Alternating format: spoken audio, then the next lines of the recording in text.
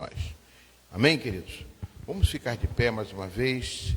Senhor, em nome de Jesus, Pai, me ajuda, Senhor Deus, que esta manhã tenhamos um estudo que possa, Senhor Deus, impactar, que possa firmar os conceitos bíblicos em nossa mente, em nosso coração, para que nós possamos firmar, oh Pai, cada vez mais o propósito do Senhor em nós, para que nós possamos entender, Senhor Deus, a nossa vida aqui como estamos, Pai.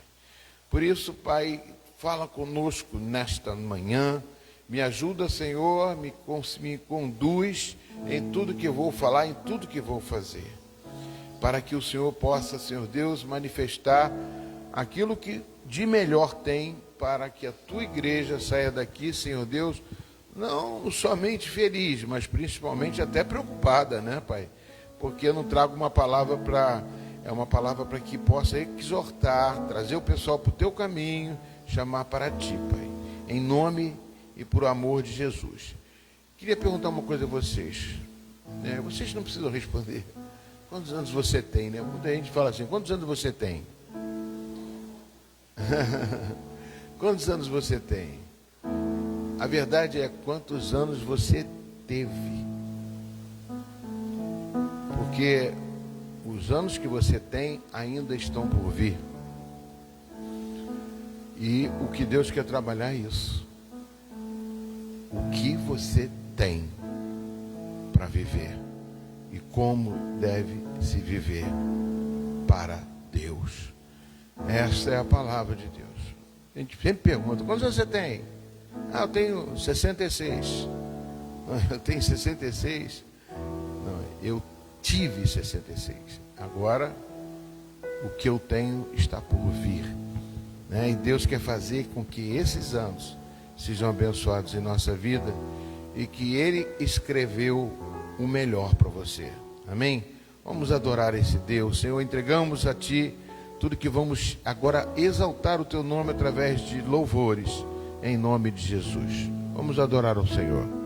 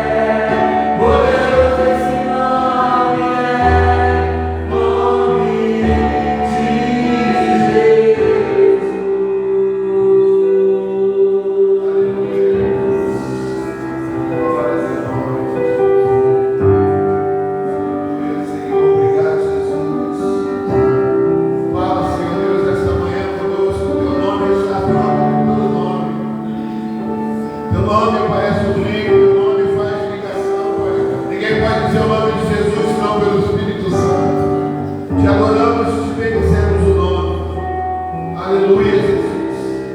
Oh, aleluia.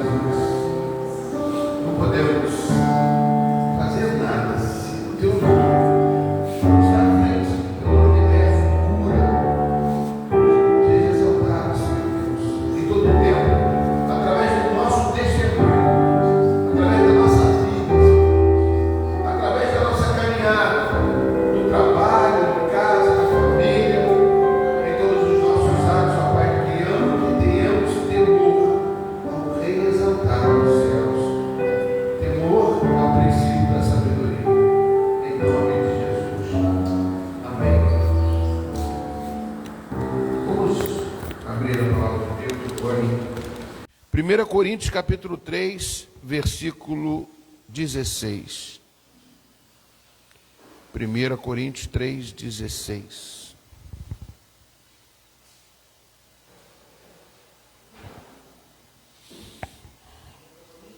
Três 16. 1 Coríntios 3, 16. 1 Coríntios 3, 16.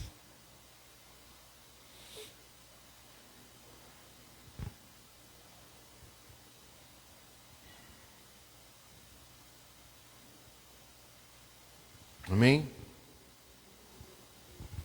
Diz a palavra do Senhor: vocês não sabem que são santuários de Deus e que o Espírito de Deus habita em vocês? E se alguém destruir o santuário de Deus, Deus o destruirá?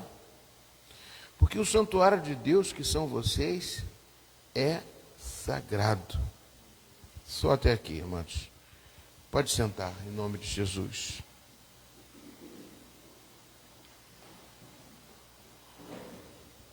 Paulo, quando escreve isso, amados, ele escreve a importância, eu quero trazer, do testemunho. Quero continuar falando do testemunho, porque o plano de Deus foi fazer com que nós nos tornemos um santuário de Deus. Isso foi muito difundido, muito misturado com a palavra santuário. Né? Santuário, está ali, é o santuário, é o altar. Às vezes você vai num restaurante, o pessoal coloca uns altares, ali é o santuário. Então o santuário ficou uma coisa muito difundida, de uma forma muito assim, abrangente, mas o que fala que Deus aqui traz para nós é que nós somos, repete comigo, santuário de Deus. E por quê? Porque o Espírito de Deus habita em nós. Eu acho interessante, né? Aonde ele pode morar dentro de nós? Qual o lugar que tem, né? Uma vez eu estive estudando sobre isso. Falei, poxa, como é que ele pode morar dentro? E como é que o Espírito de Deus pode caber em nós? Como é que ele pode, né, ter porque quando Romanos capítulo 3, ele fala que nós fomos destituídos da glória de Deus, lá no paraíso. Porque Deus, quando soprou o Espírito sobre Adão, ele soprou um Espírito de homem ou um Espírito divino? Será que Deus tem poder? O Espírito que Deus soprou é o Espírito dele. Então, Adão era um Espírito Santo. E ele pecou, ele se desviou, ele transformou aquele espírito, com a atitude dele, num espírito humano. O pecado entrou. E o salário do pecado é a morte. Vocês estão me entendendo?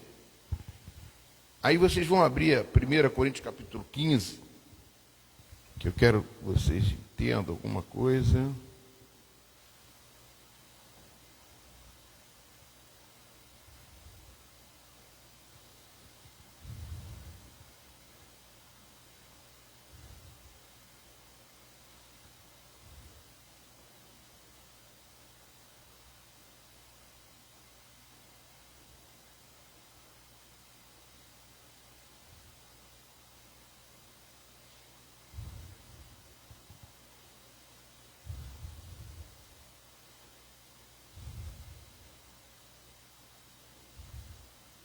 Primeira Coríntios capítulo 15.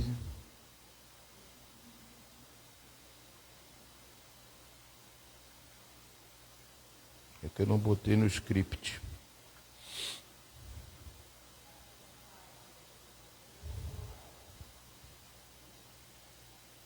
Tá. Mas eu quero dar o versículo para ele.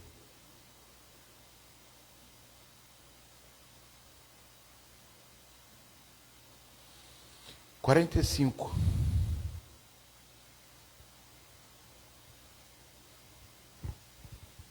Amém? Diz lá: pois assim está escrito, o primeiro homem, Adão, se tornou um ser vivente, mas o último Adão é espírito vivificante. Pode passar, 46. O que vem primeiro não é o espiritual, e sim o natural. Depois vem o espiritual. Oi? O que vem primeiro não é o espiritual, e sim o natural. Depois vem o espiritual. 47. O primeiro homem é formado do pó da terra, é terreno. O segundo homem é do céu. 48. Como foi o homem terreno, assim também são os demais, são feitos do pó da terra. Como é o homem celestial, assim também são os celestiais. Ou seja, o primeiro homem, Adão, foi formado, mas quando ele foi formado por Deus, ele se tornou um homem terreno em virtude da sua atitude de foi destituído da glória. Quando está em Romanos capítulo 3, deixa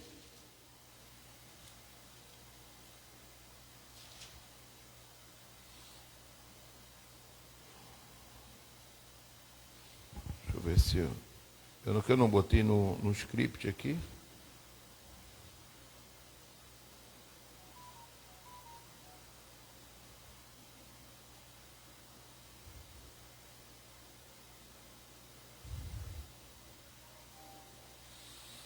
Vinte e três, 3:23, diz assim, amém? Todos pecaram e carecem da glória de Deus. A justiça de Deus mediante a fé em Jesus Cristo para todos e sobre todos. Os que creem, não há distinção, pois todos pecaram e estão destituídos da glória de Deus. Ou seja, quando Adão pecou, ele foi condenado. Romanos capítulo 5, versículo 12. Bota para mim. Portanto, assim como por um só homem entrou o pecado no mundo e pelo pecado veio a morte, assim também a morte passou a toda a humanidade porque todos pecaram. O que eu estou trazendo para vocês? Que esse Espírito de Cristo, o Espírito Santo, que entrou lá em Adão, era o primeiro homem, é o primeiro Adão. Ele não ia morrer, ele era imorrível, ele era eterno, mas ele perdeu, ele foi destituído, ele perdeu por causa do pecado, ele foi condenado à morte. Por quê? É uma coisa assim, Deus, quando faz as coisas, ele faz perfeito, mas em virtude de o homem tomar a decisão à frente de Deus, que isso acontece até hoje, tomar a decisão à frente de Deus é o quê? Você não pode comer da árvore do centro do jardim. Não, mas alguém veio aqui, uma serpente falou que eu posso comer, eu fui, aceitei e comi. Então você quer dizer assim, nem tudo que Deus fala é correto. Eu não morri, eu estou vivo, mas eu estou vivo carnalmente. Aí vem o plano de Deus, né? Como nós estamos lendo lá em 1 Coríntios capítulo 3, 16, né? Porque nós, o segundo homem aqui, como diz, né? Passa aqui, Romanos 5, 17. Romanos 5, 17. Se a morte reinou pela ofensa de um, e por meio de um só, muito mais os que recebem a abundância da graça e o dom da justiça reinarão em vida por meio de um só, a saber, Jesus Cristo. Eu só estou trazendo para vocês um plano que vocês já conhecem. Mas, como eu falei, né? Como é que esse Espírito pode habitar em nós? Nós somos casa de Deus. Nós somos, porque o Espírito de Deus habita em nós. Mas como é que ele entra? Né? Ele tem uma forma de entrar. Nós temos que estar preparados para ele entrar. Nós temos que desfazer o que foi feito lá no paraíso.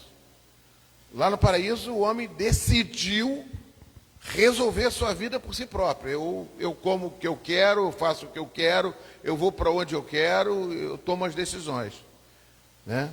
Como diz em Efésios capítulo 1, eu vivia de acordo com o mundo, com o príncipe da potestade do ar, da forma como que eu queria viver.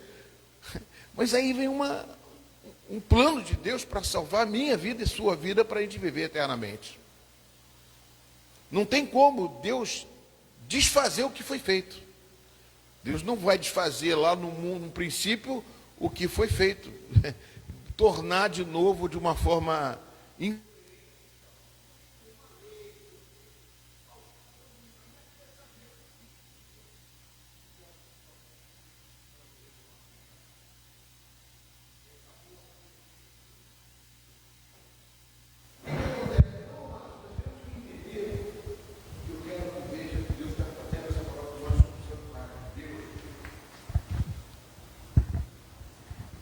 Nós somos santuário de Deus, e esse santuário de Deus, Deus quer proteger você.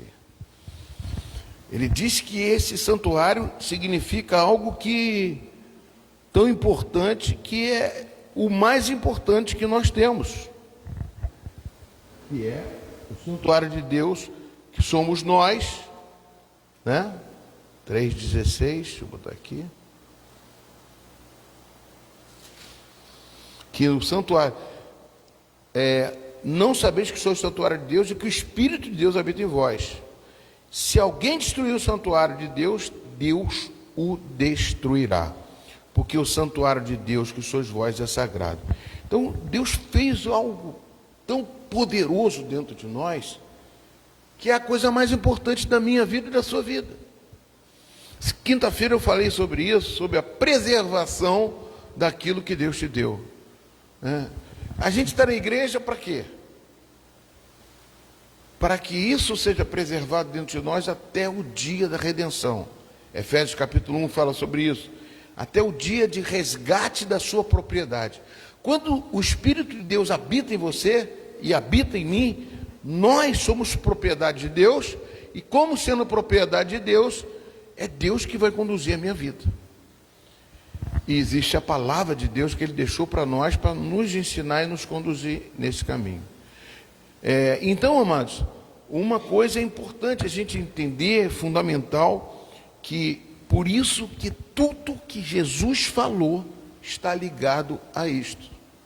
Por isso ele diz: buscai o reino de Deus e a sua justiça, porque as outras coisas vos serão acrescentadas. Por isso que você, habitando no esconderijo do Altíssimo, sob a sombra do Onipotente, você vai descansar.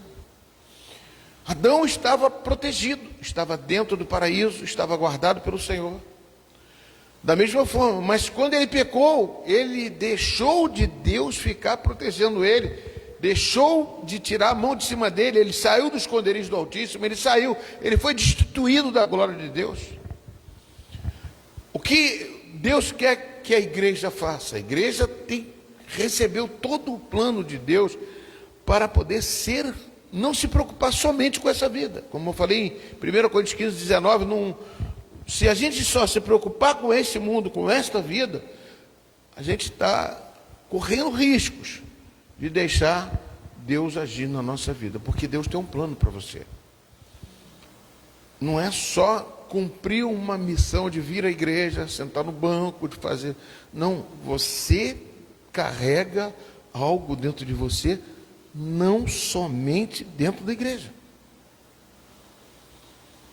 O que Deus trouxe para mim para falar é que Deus trouxe isso para você em todos os lugares. Por onde quer que você vá, o Espírito de Deus não vai sair de você. Mas Ele é um guia. Ele quer te conduzir nas suas decisões. Ele quer fazer de você um instrumento dele. Ele tem um plano não somente para você. Ele tem um plano para muita gente. E como eu tenho falado esse ano, amados, eu quero ver que este plano funcione em toda a igreja, para que nós possamos ver esses bancos lotados, as pessoas que venham aqui entender esse propósito. E eu quero falar mais sobre isso. Eu vou abrir agora, pedir ao Alexandre para botar o texto que, se ele conseguiu lá botar, para a gente poder fazer um estudo mais aprofundado sobre isso. Alexandre, nova aliança. Vamos começar na nova aliança. Então, o que Deus programou? Primeiro nós tínhamos uma antiga aliança e temos uma nova aliança. Você não consegue passar lá na antiga aliança, não. Consegue chegar lá? Que eu acho que eu quero começar na antiga aliança. Porque o plano de Deus começou na antiga aliança. O texto que eu li para vocês, logo no princípio, que eu li para vocês, foi Isaías 43, 10 e 11. Vocês são minhas testemunhas, declara o Senhor, e o meu servo a quem escolhi, para que vocês saibam, creiam em mim e entendam que eu sou Deus. Então ele quer fazer na antiga aliança. Pode passar o primeiro versículo. Deus endurece o coração do faraó. Eu, porém, endurecerei o coração do faraó e multiplicarei na terra do Egito os meus sinais e maravilhas. Presta bem atenção, pode deixar aqui. Primeira coisa que Deus fala aqui é o plano que Moisés foi tirar o povo do Egito. Dá um glória a Deus aí para me encher do Espírito para eu poder tentar conduzir. O que é o Egito significa para a igreja? Fala, Alexandre. O mundo. Quem está no Egito não conhece Deus, não nasceu de novo. Amém? É uma referência. Que o Egito é como se repreende o reino do mundo. Então, Moisés, foi lá no Egito libertar o povo que estava cativo. Tirar o povo de lá e trazer para a terra prometida. O que nós estamos fazendo como igreja do Senhor é muito parecido. Muito parecido. A nossa missão é a mesma de Moisés. Pegar aqui do Egito, tirar essas pessoas do mundo e trazê-las para a terra prometida. Amém? Eu, porém, endurecerei o coração do faraó e multiplicarei na terra do Egito os meus sinais e maravilhas. Ou seja, o que Deus faz para que possa tirar uma pessoa de lá e trazer para cá sinais e maravilhas. Evangelho de João, capítulo 4 também, não precisa abrir não. Evangelho de João, capítulo 4, ele falou isso. Como é que vocês creem se você não vê os sinais dos céus? Canta churibanda lá. Como que Deus pode crer em você se você, que é nascido de novo, não pode emitir os sinais e maravilhas? Se você tem Jesus dentro de você. Eu multiplicarei na terra de Deus sinais e maravilhas. Faraó não vai ouvir vocês. E eu porei a mão sobre o Egito e farei sair os meus exércitos, o meu povo, os filhos de Israel da terra do Egito, com grandes manifestações de juízo.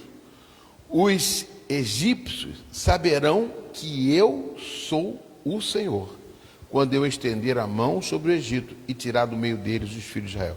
Então, qual é o propósito de Deus que está escrito aqui?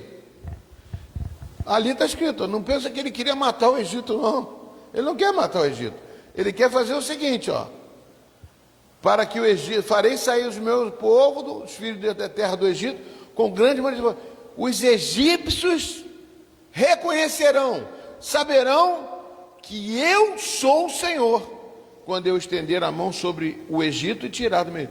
O que Deus quer é que todo mundo que está lá tenha um coração duro, tenha um coração endurecido. Quando Deus fala que endurecerei o coração, eu vou falar mais para frente sobre esse endurecimento do coração. Mas o que acontece? Esse povo é um povo de dura serviço, é um povo difícil. Vocês, quando não eram cristãos, vocês também não aceitavam. Vocês, meu Deus, eu quero me divertir, eu quero passear, eu estou nesse mundo. Crente é uma pessoa, eu não quero ser. Eu também fui assim, eu nunca quis ser. Mas a verdade é que depois que eu conheço, depois que eu sei, eu quero fazer com que eles venham para... Porque no final, amados, todo mundo vai para o mesmo lugar. Por isso que eu disse, qual a idade que você tem? Não, a idade que você teve. Agora a idade que você tem é uma idade de consciência, é uma idade que você precisa entender o que Deus quer através de você. Continua, Alexandre. Êxodo 10, 27. O Senhor, porém, endureceu o coração do faraó, e ele não quis deixá-los ir. Olha só, amados, o que aparenta isso? O que aparenta é que é difícil, é muito difícil trazer essas pessoas para dentro da igreja. Mas dentro da igreja a gente não consegue trazer eles. Mas lá a gente vai conseguir, porque lá a gente tem que entrar, que nem Moisés fez. Moisés não queria entrar no... Moisés, quando foi chamado, ele falou o quê? Eu não sei nem falar com o faraó, eu não sei me dirigir ao faraó, eu não tenho como. Quem sou eu para ir? Né? Ele não quis ir. Ninguém quer ir, amados. Porque entrar no terreno do inimigo, eu fui no terreno do inimigo e eu tomei tudo que me roubou, tomei tudo. Ou seja, é difícil, porque não é fácil você entrar no terreno do inimigo e resgatar aquilo que é de Deus que está lá dentro. Pode passar, Alexandre.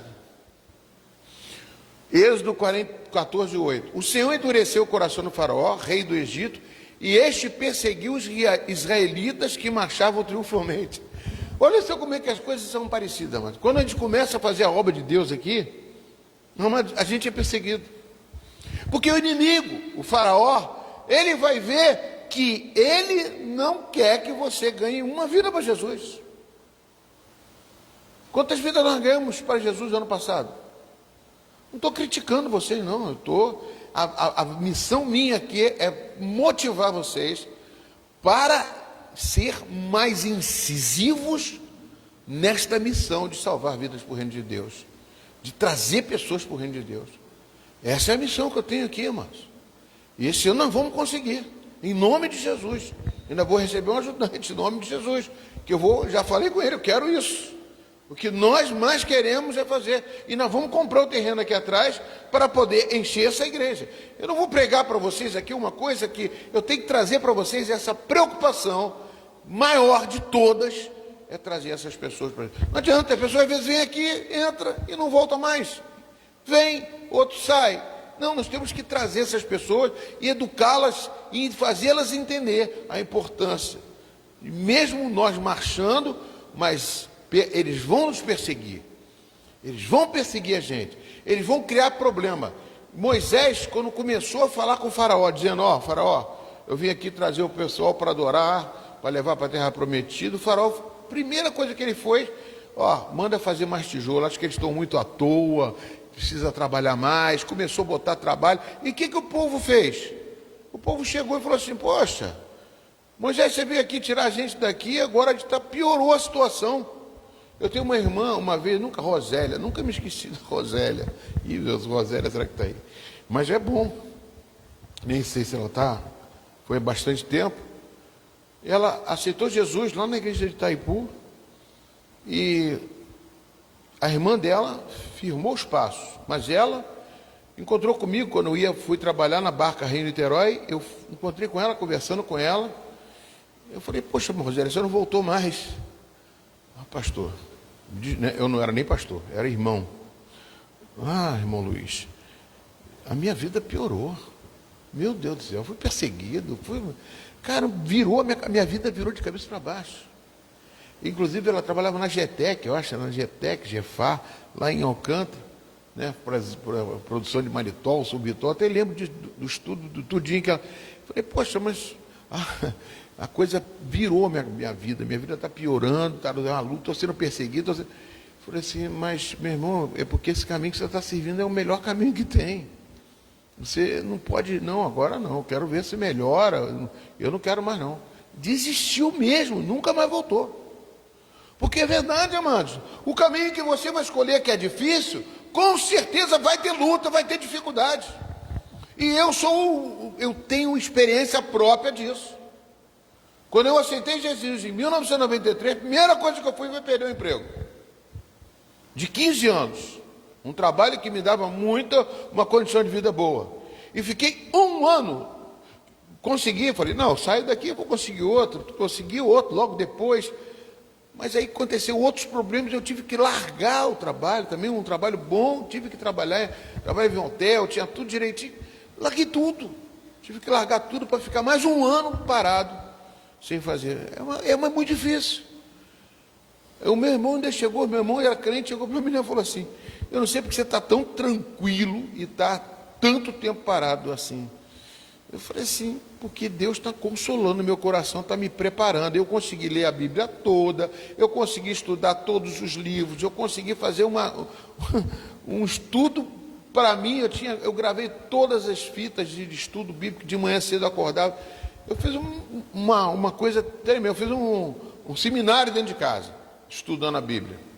Então, de uma forma, eu perdi tempo, não, mas eu ganhei tempo com Cristo, ganhei tempo com a palavra, mas foi uma luta tremenda. Aí depois, quando eu acordei, a minha esposa, que é contadora, estava passando roupa para fora para a gente sustentar a nossa casa. Eu falei, meu Deus, onde nós... De repente eu estava recebendo cesta básica.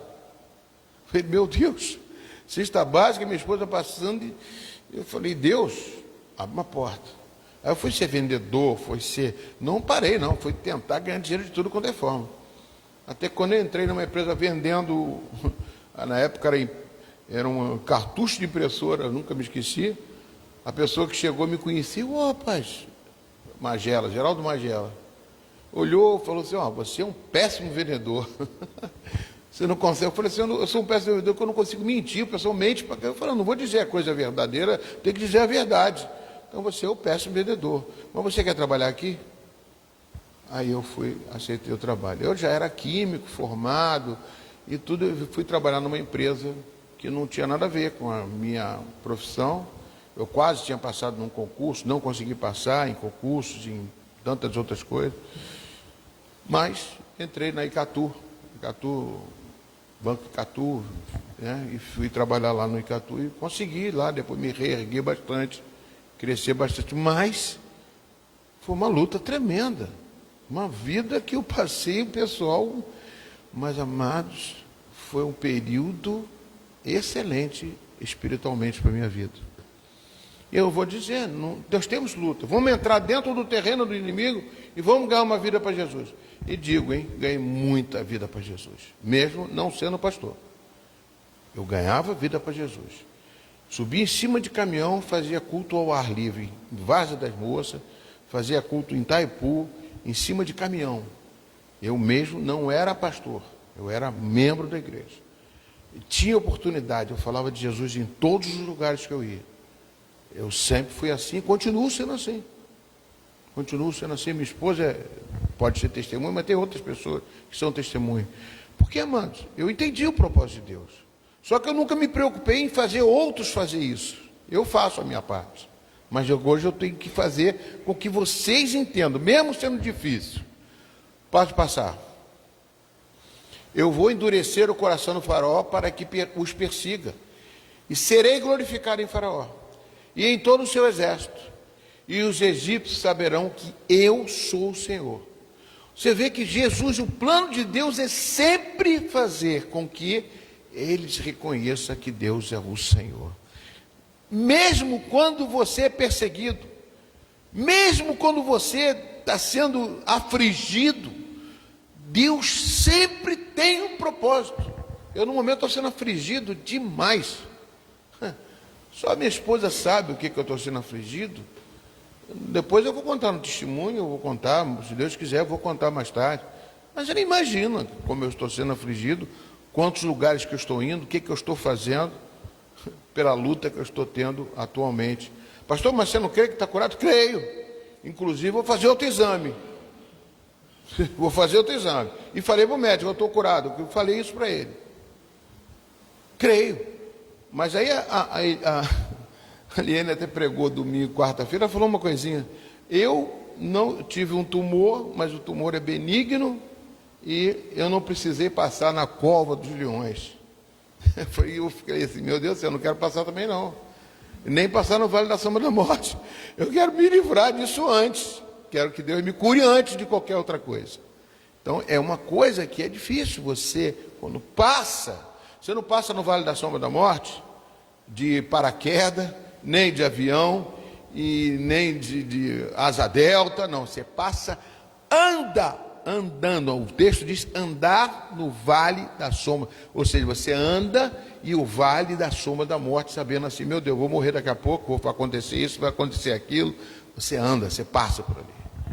Então, é uma forma da qual Deus, eu estou pedindo a Deus toda, Ele é meu Pai. Que é uma coisa que eu nessa minha caminhada, posso sempre passar algumas coisas, né? Você sabe quando que Jesus Cristo não chamou Deus de Pai? Só uma vez. Quando ele estava na cruz, ele disse assim, Deus meu, por que me desamparaste? Na Bíblia toda ele só fala Pai, meu Pai, meu Pai, meu Pai, meu Pai. Deus meu. Porque ele estava ali no pecado nossos pecados estavam sobre ele. É luta, é uma coisa interessante. Depois você pode ler aí, ver, procurar. O que eu quero trazer para vocês, amados, o pecado, ele nos afasta de Deus. E é difícil. A gente está nessa vida carnal. E a gente quer resultado carnal e não espiritual.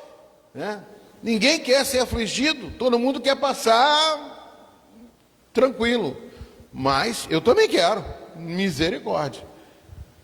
Então a perseguição é uma coisa que existe. A nossa vida é uma batalha. Pastor, mas eu vejo crente aí que está voando. Só glória, só... Eu não sei não. Se você não tem problema, assim, por favor, pergunta para Deus. Eu te contei aqui, quando eu vi que John Wesley, um estudo aqui, um livro que eu li aqui de John Wesley, e ele disse que quando ele viu tudo quietinho, não tinha perseguição, não tinha nada, ele falou, Deus, o que aconteceu? O Senhor me largou, me abandonou, porque eu não estou vendo ninguém me perseguir mais. De repente vem um homem e joga uma pedra em cima dele, ele levou uma pedrada e falou, Senhor, muito obrigado, isso aqui agora eu entendi que a resposta do Senhor, levou uma pedrada, veio a resposta do Senhor. Mas a mesma coisa Paulo diz, em 2 Coríntios capítulo 12, ele diz o quê? né, na tribulação, ele se alegrava na tribulação. Deixa eu ver aqui. 12, 2 Coríntios 12.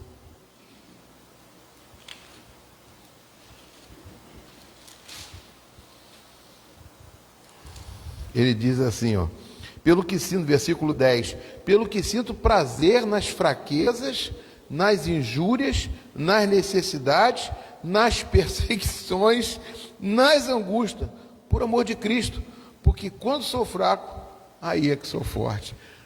Aí que eu vejo esse versículo, o versículo santuário de Deus. Ele não vai deixar você ser destruído. A única coisa que Deus pode fazer é te levar para Ele de volta. É isso que vai acontecer.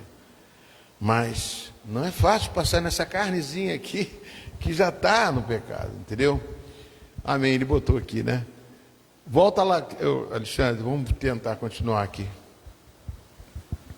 E aí, pá, glória a Deus. Eu peguei um comentário desse senhor aí, Kenneth Matheus, achei muito interessante, para explicar para você sobre o coração endurecido, né? Eu vou para ali. Olha só o que ele diz.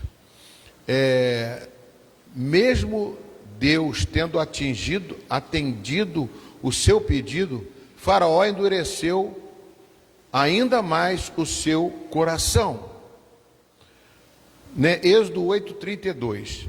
Endurecerei o seu coração. Ao longo de Êxodo, né, o endurecimento do coração de Faraó é expresso de 3 maneiras diferentes. Faraó endureceu o seu próprio coração. O coração de Faraó foi endurecido. Deus endureceu o coração de Faraó. O contexto de toda a história deixa claro que Faraó teve livre escolha em tudo que ele fez. Seja o que for que endurecimento signifique, está claro que Deus não destrói o poder de Faraó decidir em suas ações. E essa é a que ele coloca. Ele está querendo dizer que se você colocar todos os endurecimentos do Faraó, teve uma hora que ele diz que ele mesmo, o Faraó, endureceu o seu próprio coração. Ou seja, não quer dizer que Deus endureceu o coração dele.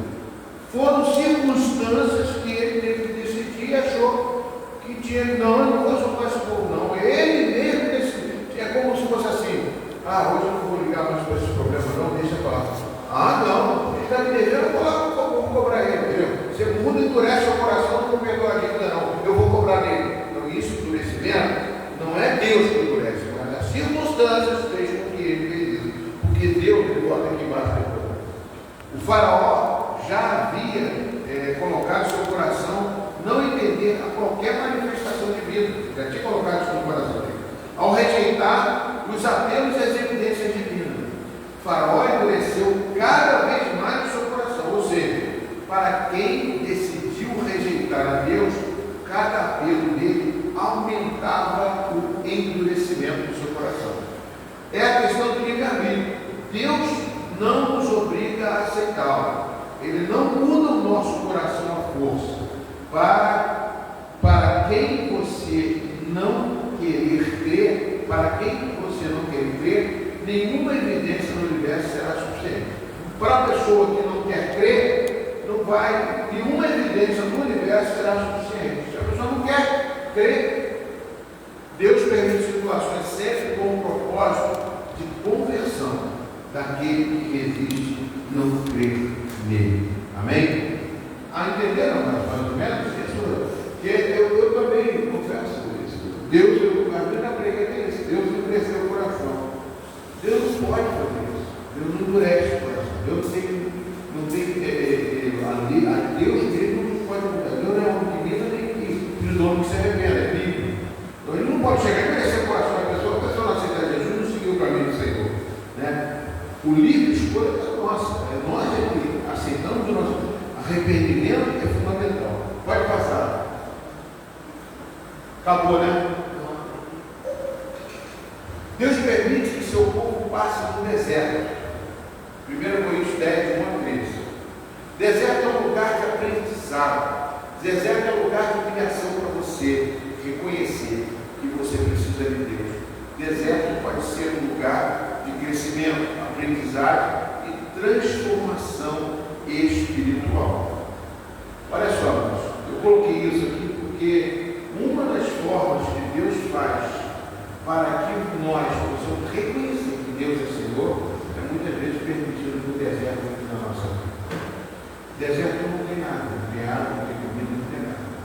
Mas o que Deus fez no deserto com o povo? Quando eles precisavam pedir água, Deus dava água. Atendia à necessidade de forma sobrenatural. Quando eles queriam comida, Deus mandava uma maná dos céus. O que Deus quer mostrar para você é que você nunca vai ser desamparado. Ele vai estar sempre ajudando você. O que você tem dentro de você? Jesus Cristo. Eu vou mostrar isso aqui para você. Ele também, da mesma forma, ele tinha o povo de Deus circuncidado, era o povo de Israel, que ele fez com que, em 1 Coríntios capítulo 10, a gente pode ver todo esse trajeto. Pode botar para mim, Luciano, 1 Coríntios capítulo 10, de 1 a 13, Coríntios 10, de 1 a 13. Olha, irmãos, não quero que vocês ignorem que os nossos pais estiveram todos sob a nuvem e todos passaram pelo mar. O que ele quer dizer isso? Estavam no deserto, a nuvem era para onde eles iam, a nuvem ia na frente, conduzindo eles. E o mar é o mar vermelho que eles passaram a pé seco.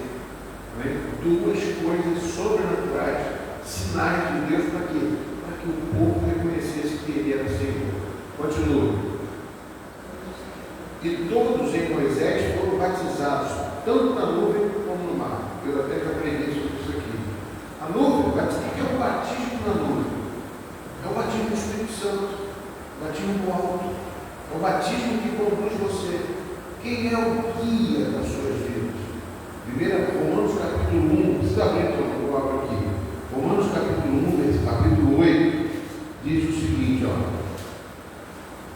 Romanos capítulo 8, no versículo 14: pois todos os que são guiados pelo Espírito de Deus são filhos de Deus, porque não recebeste o espírito de escravidão para viver outra vez atemorizado, mas recebeste o espírito de adoção, baseado no qual clamamos, Abba, Pai. E no 16, o próprio Espírito Santo testifica com o nosso espírito que somos filhos de Deus. Então, é o que ele faz, ele é o guia, como a nuvem, batizados no mar, batizados nas águas, é o simbolismo que você aceitou, se arrependeu dos seus pecados, você quer ter um compromisso mais com Deus, você reafirma, eu nasci de novo, eu nasci da água e do Espírito, eu quero seguir a Jesus. Pode passar. Todos eles comeram o mesmo alimento espiritual. Qual é o alimento espiritual? Pode passar. E beberam da mesma bebida espiritual, porque beberam de uma pedra espiritual que os seguia. Esta pedra era.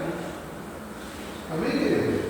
Eles estavam no deserto, mas eles estavam sendo discipulados, discipulados, para não se desviarem, para reconhecer que Deus é Senhor. Hoje nós somos assim, amado. Nós precisamos, eu preciso, não eu, mas vocês abrirem o coração para que toda e qualquer situação na vida que você possa ter, você tenha um alicerce para sempre, e que Deus é aquele que está conduzindo você.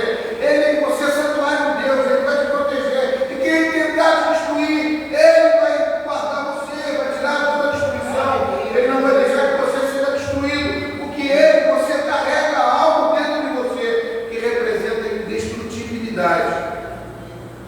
Pode passar.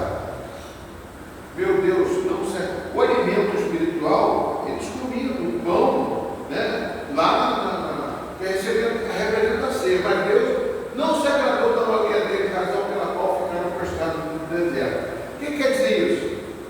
Quando você não quer, você não vai. Isso é caminho da nossa caminhada. Eles não queriam. Ficaram prostrados no deserto. Continua. Ora, essas coisas se tornaram exemplos para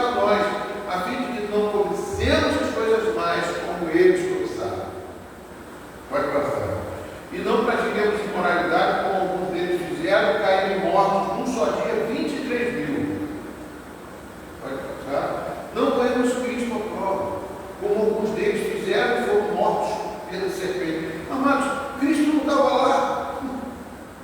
Cristo não estava no deserto com ele. Você lembra das serpentes? Que serpentes foram essas? Números capítulo 21, você lembra disso? Versículo 4. Números 21, 4. Pode botar. Se dá para botar. Depois volta para cá, né? Números 21, 4. Então os israelitas partiram do Monte Or para o caminho do Mar Vermelho, para rodear a terra de Edom. Mas o povo se tornou impaciente no caminho. Continua. Então, e falou contra Deus e contra Moisés, dizendo: por que vocês nos tiraram do Egito? Para que morramos neste deserto, onde não há pão nem água? Já estamos enjoados desta comida ruim. Pode passar. Então o Senhor mandou o quê? No meio do povo, cobras venenosas que mordiam o povo e morreram muitos do povo de Israel. Olha para mim, irmãos. Eles estavam enjoados, eles queriam voltar para o Egito, estavam falando, quer voltar para o mundo. Eles não se converteram. Quando a pessoa não se converte, a pessoa não aguenta a pressão. E nós temos que ser provados. Procure, repete comigo, procure apresentar-se a Deus como obreiro aprovado, que não tenha de se vergonhar da palavra da verdade. Está escrito onde isso? 2 Timóteo, capítulo 2, versículo 15. Novo Testamento. Procure apresentar-se a Deus como obreiro aprovado, não reprovado, e que não tenha de se vergonhar da palavra da verdade. Eles falavam que o pão era vivo, o pão enjoado daquele pão, que descia do céu. O que acontece aqui? Você vem para a igreja, o pastor comendo, o pastor pregando a mesma coisa. Né? Quando você come a mesma coisa, eu como arroz e feijão todo dia, não repete comer carne várias vezes.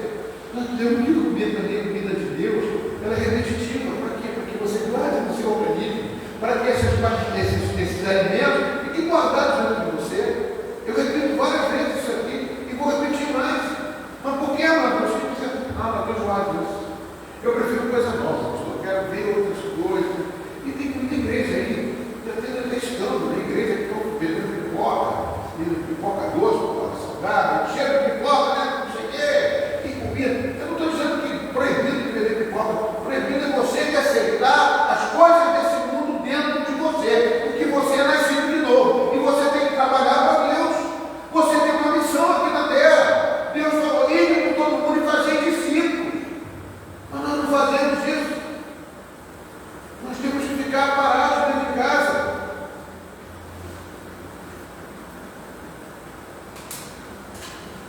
Vocês estão entendendo, mas? Continua, 21:7. Então o povo foi a Moisés e disse: nós pecamos porque falamos contra o Senhor, né? O Senhor Deus, e contra Moisés. Ore ao Senhor, pedindo que tire de nós as cobras. E então Moisés orou pelo povo. Continua. E o Senhor disse a Moisés: faça uma serpente e coloque-a sobre a haste. Quem for mordido e olhar para ela, viverá. Olha só aqui. Por que Deus não tirou as cobras?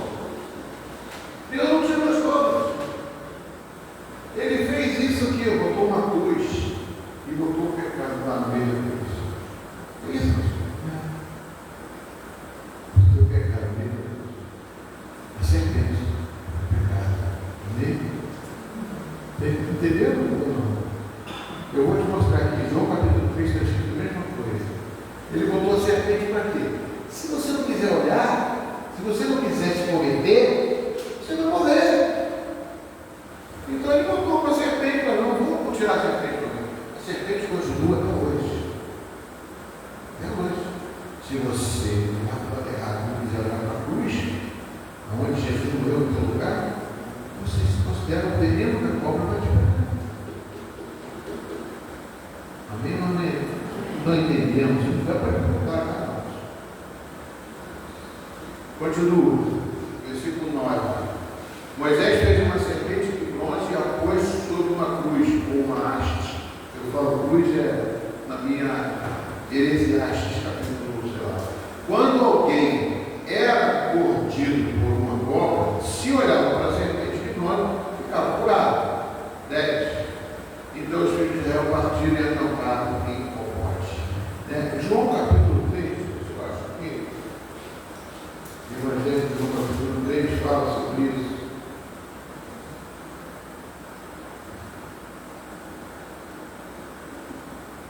Versículo 14. 3,14.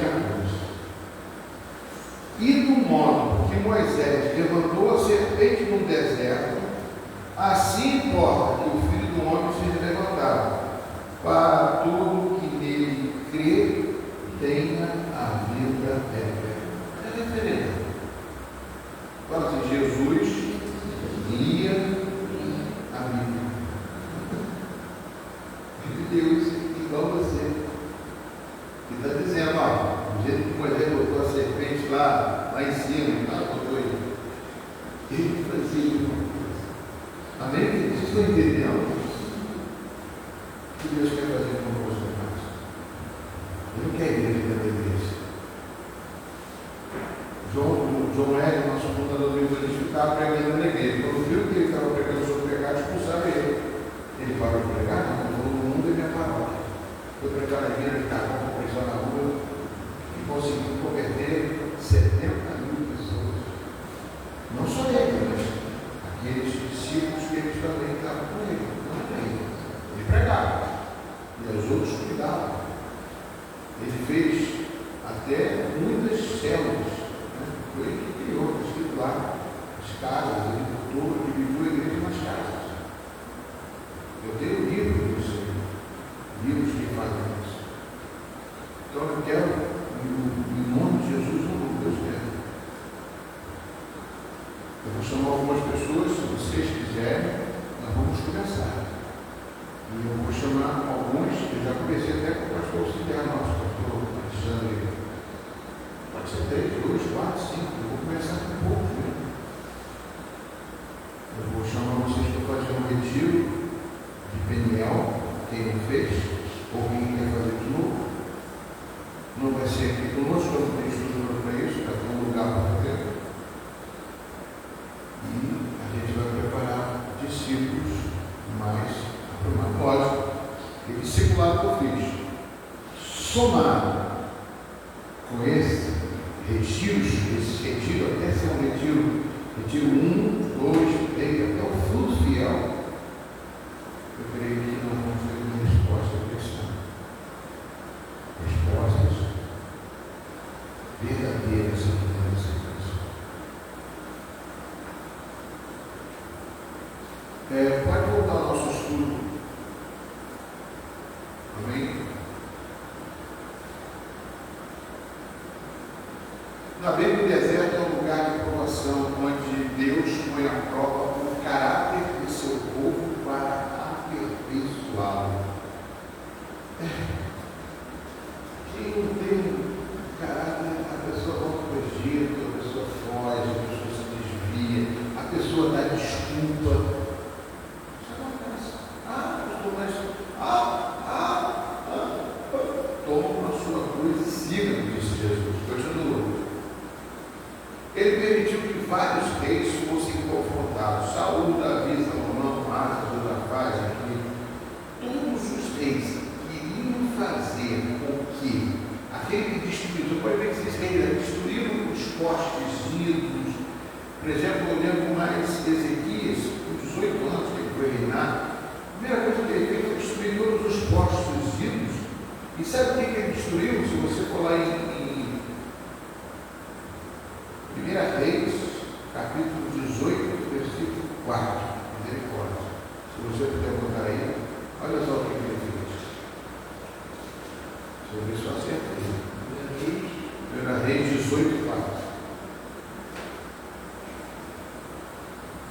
E assim, quando Jezabel experimentava os profetas, não é esse não, é 2 Reis. Se não for, eu não assisti. 2 Reis 18, 4. Removeu os lugares altos, quebrou as colunas e derrubou o poste da deusa Azerá. Também fez em pedaços a serpente de bronze que Moisés havia feito. O espírito de Israel chamava essa serpente Neustã, e aquele dia ele queimava o incenso. Era para mim. Aquela serpente lá do capítulo 21, do Números, esse Deus é o. Volta no versículo 3, acho que é 3 ou 1. Ezequias fez o que era reto aos olhos do Senhor, segundo tudo que Davi, seu pai, havia feito. Aí, 4. Removeu lugares altos, quebrou, ou seja, ele fez uma libertação, ele quebrou todos os postes dos deuses, e o povo de Israel viu que aquela serpente de bronze, na época de Moisés, quem era o rico de cobra, era curado. Aí o que ele fez? Pegaram a serpente de bronze e começaram a botar nas casas, botar em vários lugares. Por quê? Poxa, vai ver que essa serpente de bronze é santa, é igual lá Porto das Caixas, lá quando botaram aquela imagem lá de Jesus Cristo, falaram que saiu sangue e outras coisas mais. O crucifixo para expulsar Drácula. Se cria, o pessoal é criativo. E o pessoal de lá também, isso é de hoje não. Eles pegavam a serpente de bronze e ficavam carregando aquilo no crucifixo, como se espantasse o mal. E chamavam de Neustã, ou seja, botaram até o nome dele. Vocês estão entendendo ou não? Entenderam? E ele mandou destruir tudo. Ezequias. O que aconteceu com Ezequias? Levantou a Síria contra o rei Ezequias. Rabsaquer, um líder, o cara que ficava na frente do exército,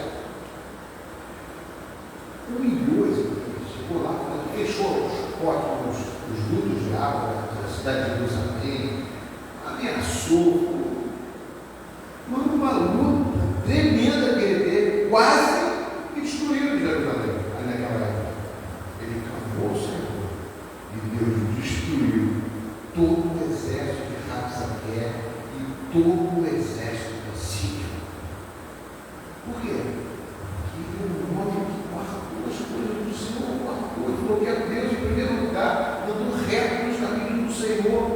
Ezequias confiou no Senhor Deus de Israel, de maneira que não houve ninguém como ele entre todos os reis de Judá, nem antes e nem depois. Um homem que firmou os passos do Senhor. Ele chegou a orar a Deus quando ele ficou doente, porque a Deus para ser curado, porque ele não queria morrer.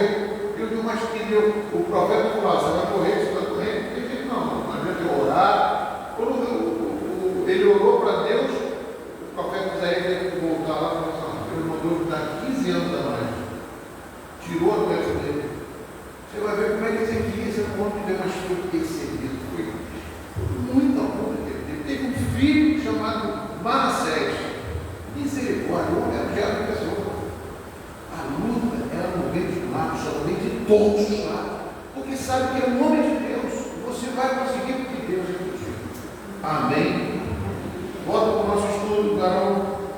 Estou parando, cara. Ele permitiu que vários reis fossem confrontados. Saúl, Davi, Salomão, Asa, Josafá também foi outro, Davi foi perseguido por Saúl. Salomão foi perseguido por mulher, pelo desejo da cabecinha dele. Teve 700 mulheres e 300 concubinas, misericórdia, né? Foi perseguido também. Perseguido ele era todo poderoso. Pode passar. O propósito de Deus é fazer de você testemunho de Jesus aqui na terra. Pode passar? Que todos percebam que em você que Jesus morreu e ressuscitou e continua operando como nos tempos em que Jesus estava na terra, operando milagres e honrando Deus e Pai. Amém? O que Deus quer? Eu tenho batido nessa terra. Eu nunca vi ninguém explicar dessa forma que você falou, não, tá? O Jesus que está dentro de você quer se manifestar. Eu nunca vi ninguém, nunca ouvi isso de bacana. Eu vi do Espírito Santo. O Jesus que está dentro de você quer se manifestar. Poxa, existe o Jesus dentro de mim? Atos capítulo 16. Abre comigo.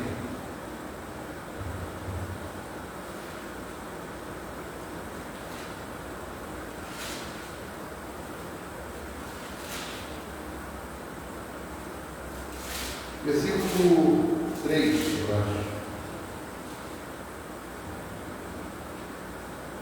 Não 3 não.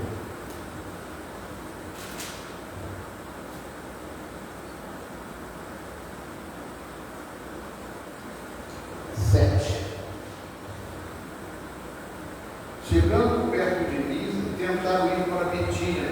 Mas o que? O Espírito que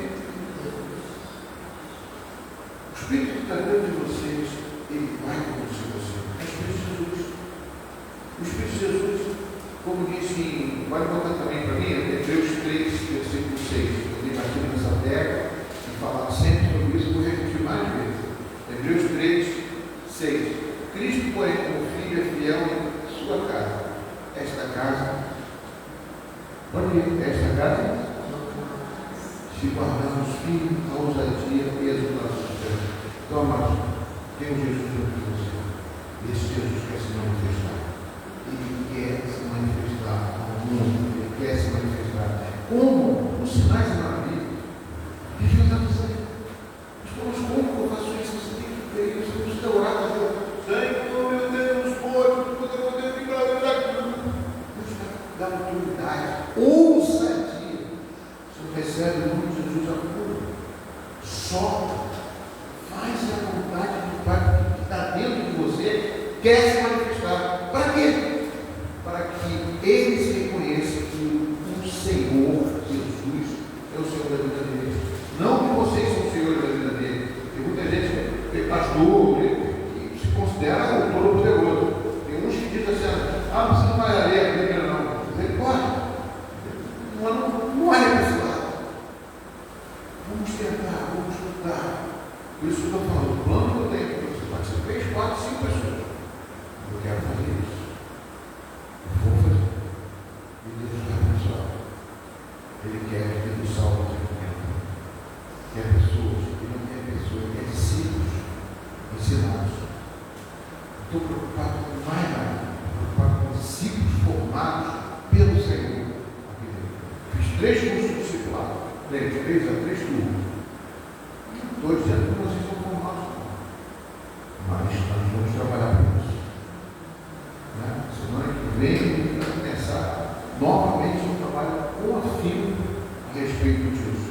Pastor, você não está lutando, quem está lutando por mim é o Senhor. Se Deus quisesse que eu ficasse aqui, é para cumprir o mandamento, a ordem dele. Vou fazer porque Ele me mandou. Ele me mandou. E vou fazer. Em nome de Jesus. Continuo sendo pastor presidente e agora pastor auxiliar. Amém? Pode voltar ao costume, Alexandre. Vamos ver se eu consigo terminar. Sendo reconhecido em você nele, que não existe outro maior do que ele, ou melhor do que ele. É o último lugar, é a última coisa, né? Não, aquela nova aliança começou, você já voltou para cima da nova aliança? Já está lá. Já está, pode passar então. Quer finalizar a tua frase? Oi? É a última frase do antigo. Não entendi. Não é uma frase do antigo. Não, do antigo não, quero voltar para o novo agora. Não. Isso, pode passar. O propósito de Deus é fazer de você um testemunho de Jesus aqui na terra. Continua. Para que todos percebam em você que Jesus morreu e ressuscitou. Amém, queridos? Amém. Todos têm que observar em você que Jesus está vivo. Amém, amém? Jesus está vivo. Aonde Jesus está? Está passando por aqui. Está dentro de você. E continua cooperando como nos tempos em que Jesus estava na terra, cooperando milagres e honrando a Deus e Pai. Para que a criação de Deus reconheça que Jesus é o Senhor e deseja que todos sejam salvos. 1 Timóteo 2, pode colocar? Estou usando o Alexandre bastante. 2, 3 e 6. 2, versículos de 3 a 6. Vê como todo mundo queria que vocês participassem hoje para vocês passaram. Isto é bom e aceitável deseja que todos sejam salvos e cheguem ao pleno da verdade.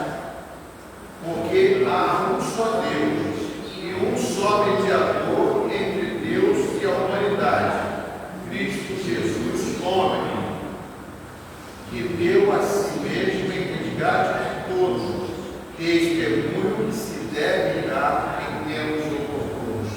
Amém, queridos? Então, está claro, a Bíblia quer salvar todo mundo. Pode voltar lá, Alexandre. Por isso, o plano de Deus foi nascer Jesus em você, através do Espírito dele, para que você reconheça que é pecador, que você se arrependa dos seus pecados, se converta ao Senhor, sendo nascido de Deus e para Deus. Atos 2, 38 e 39. Isso vai dar tempo. Por isso que eu cortei naquela hora, porque eu queria passar isso. Atos 2, 38 e 39. Pedro respondeu: arrependam-se e cada um de vocês seja batizado em nome de Jesus Cristo para a remissão dos seus pecados, e vocês receberão o Espírito Santo. Porque a promessa é para vocês e para os seus filhos e para todos que estão em Itaiguaçu, isto é, para todos aqueles que o Senhor nosso Deus chama. Pode voltar ao outro texto lá. Pode botar.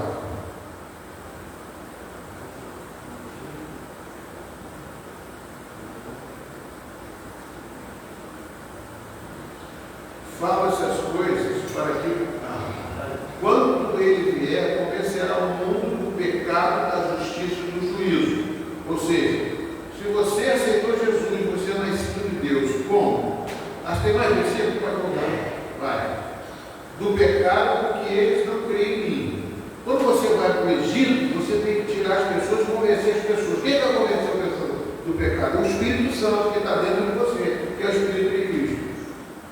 Então, porque eu vou para o Pai, e vocês não viverão mais. Então, nós é que somos Jesus aqui na terra. Nós somos o Jesus do juízo, porque o príncipe deste mundo já está julgado. Tem mais? É o 11. Então, mas, o que acontece? O que eu estou trazendo para vocês, Jesus não está mais, mas está assim, está com vocês. Pode voltar lá no estudo, então. Tem mais versículo? Pode passar. 1 João 5,18. Sabemos que todo aquele que é nascido de Deus não vive em pecado. Mas não pode viver em pecado. Se você nasceu de Deus, você não pode viver em pecado. Porque quem é nascido de Deus guarda a si mesmo, e o maligno não pode tocar nele. Semana passada nós falamos sobre isso aqui, uma coisa sobre se você nascer do novo Espírito Santo, o maligno não pode entrar dentro de você. Não pode manifestar. Mas como? Não sei o que, o diabo pode entrar. Não entra em você. Ele pode até, eu já tive experiência, posso contar várias, alguma que eu não contei semana passada, que eu fazia isso, mas posso fazer. Tem uma pessoa que era convertida, estava em comunhão com Deus, e a filha dela estava em casa, na casa dela, estava endemoniada, trancada no quarto, não queria comer, fazendo as necessidades no quarto, toda mulher. E era até uma obreira da Universal que se desviou. E olha, a obreira da Universal tem que jejuar, orar, é uma coisa bem. E ela estava lá e ela falou: é sério, tem o nome dela? Chegou para mim e falei assim: posso fazer uma coisa com você. Posso chamar aquele demônio de lá e entrar em você. Mas não vai entrar dentro de você porque você é nascido de Deus, o Espírito Santo está em você. Mas não vai conseguir. Ela desviou, ela pegou aí a coisa. Eu vou chamar aqui para você. Quer? Ela quer. Eu orei com ela, falei: Senhor, em nome de Jesus, eu pedi que está lá no mão da filha. Ela tem um cordão virtual, que é filha dela. Eu sei que traz aquele demônio manifestou na série. Por toda a porra. Aí eu cheguei para a série e falei: sério? Você está me ouvindo? Porque o demônio não manifestou dentro de você, ele está no teu corpo. Uma doença, uma está no teu corpo. Tostou ela todinha. Ela conversou comigo. Eu falei assim: quem vai repreender esse demônio vai ser você, como mãe do servo de Deus em nome de Jesus.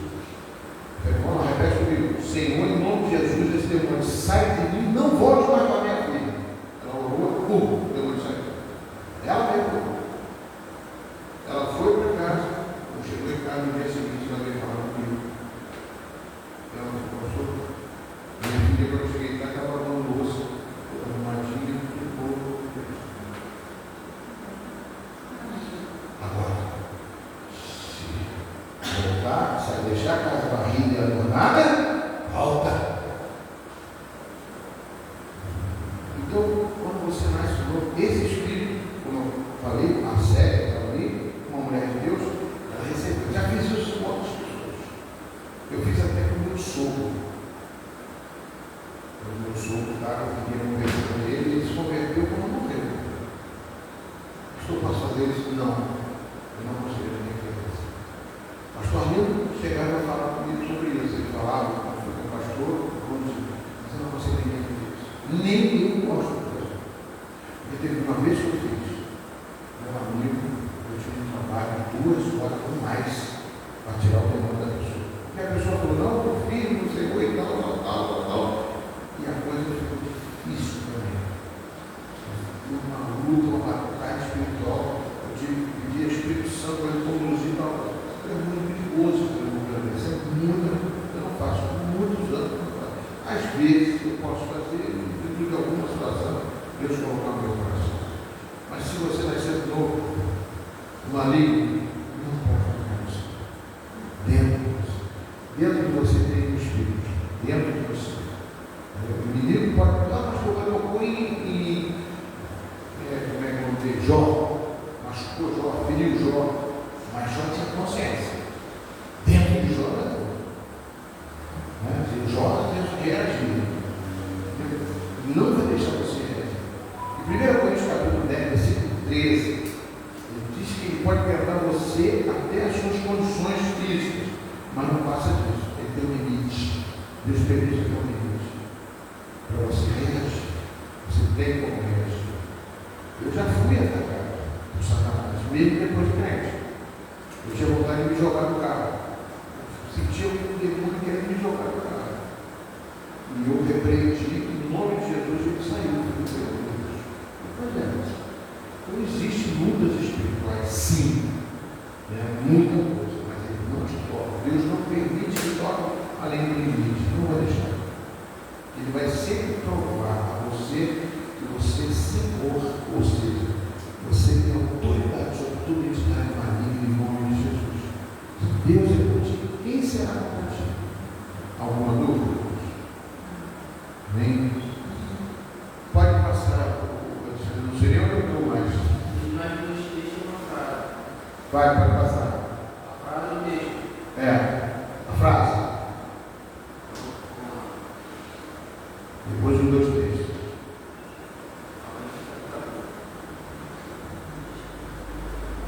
Pô, se eu fizer uma ginástica aí. Hã?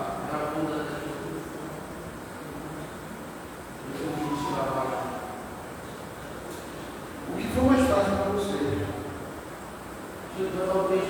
Tá, vai lá. Tá bom.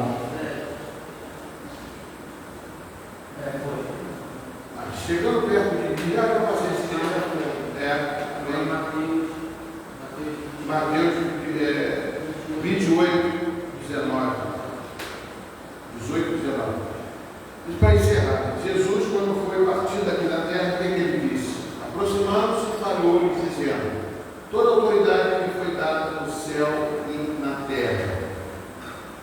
Portanto, vão, é imperativo, tá, mas vão e façam discípulos de todas as nações, batizando em nome do Pai, do Filho e do Espírito Santo. Ensinando a guardar, ensinando, não é só batizar, tem que ensinar a guardar todas as coisas que vos tenho ordenado a vocês, e eis que estou com vocês todos os dias. Ele vai estar com vocês, está dentro do seu, todos os dias da vida. Oi? Está aqui hoje.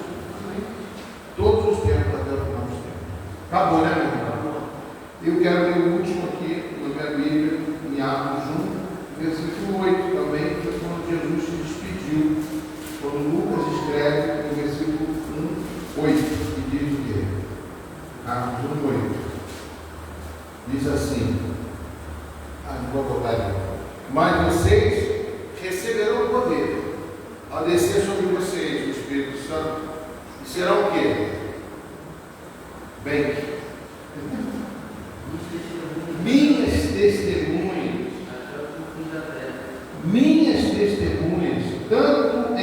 Jerusalém, como em toda a Judéia, em Itaipuaçu, Samaria e até os confins da terra. Vamos ficar de pé em nome de Jesus e louvar o Senhor com o nosso vídeo na oferta. A gente sai de lá e para cá. Coloque sua vida diante do Senhor nosso. Pai amado, Jesus, antes de começar as coisas parecem impossíveis, mas eu não posso olhar para o impossível, eu tenho que olhar para o possível, porque o Senhor é conosco. O Senhor é o Senhor desta igreja. E que adianta nós ficarmos aqui e não produzirmos frutos. Temos que produzir frutos, senão nós vamos recordar. Eu tenho que passar com que essa igreja faça isso. Me ajuda, Deus.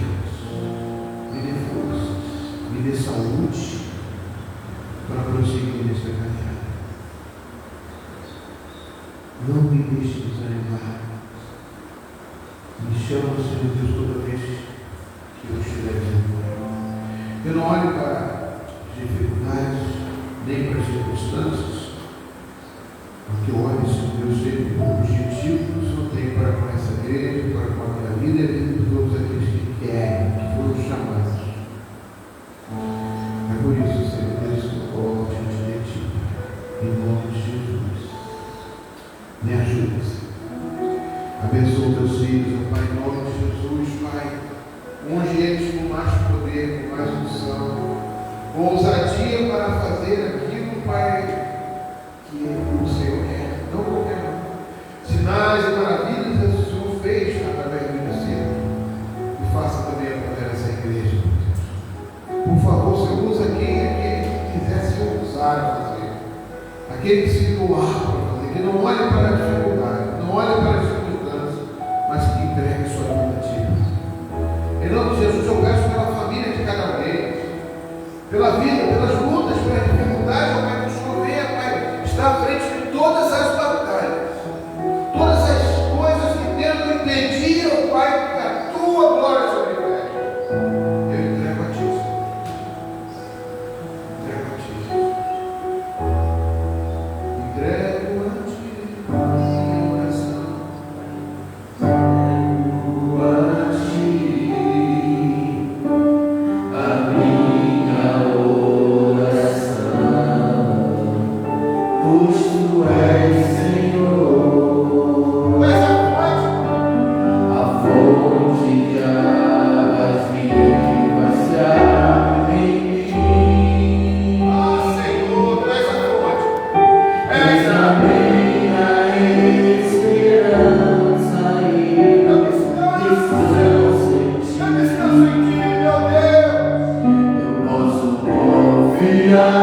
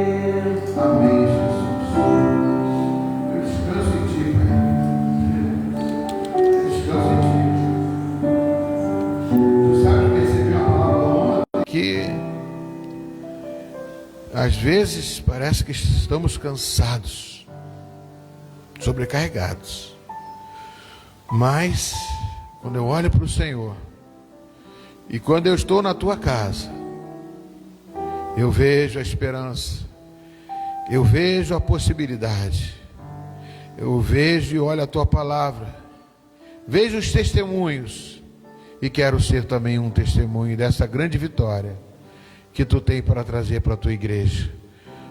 Em nome de Jesus Cristo, Pai. Senhor Jesus. Entrego em Ti, Senhor Deus. Entrego a Ti a minha oração, pois Tu és Senhor, fonte de águas vivas que há em mim. És a minha esperança, eu descanso em Ti. Posso confiar que a vitória está por vir. Seguro estou em Ti, Tu és um Deus de amor. Não temerei o mal, Tu és o grande eu sou. Eu ergo, Senhor, eu ergo minhas mãos, preciso receber a Tua palavra, Deus, que nos fará vencer, Senhor, que nos fará avançar, que nos fará caminhar. Estou em Ti, Tu és um Deus de amor.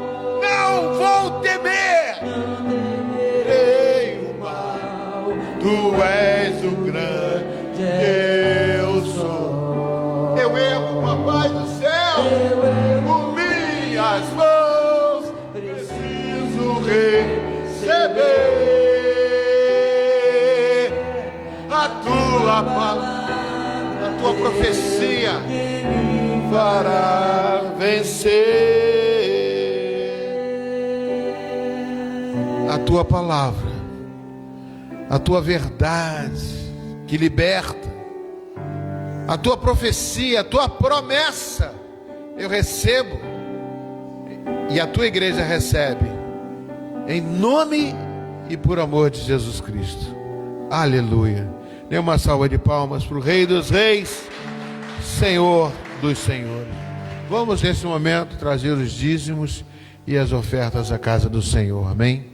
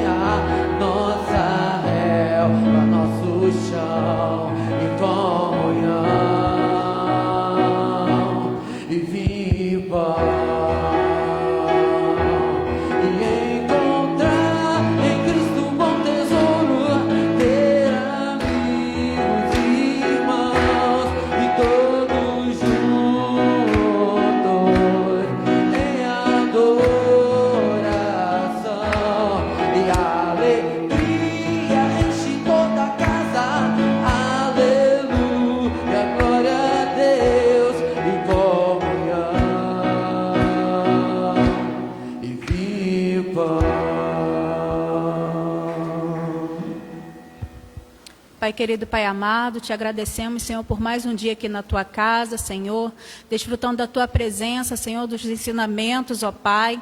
Senhor, nesse momento, Senhor, colocamos em Tuas mãos esses pedidos de oração, Pai. Senhor, receba, Senhor, porque cremos, Senhor, no Teu poder, Senhor.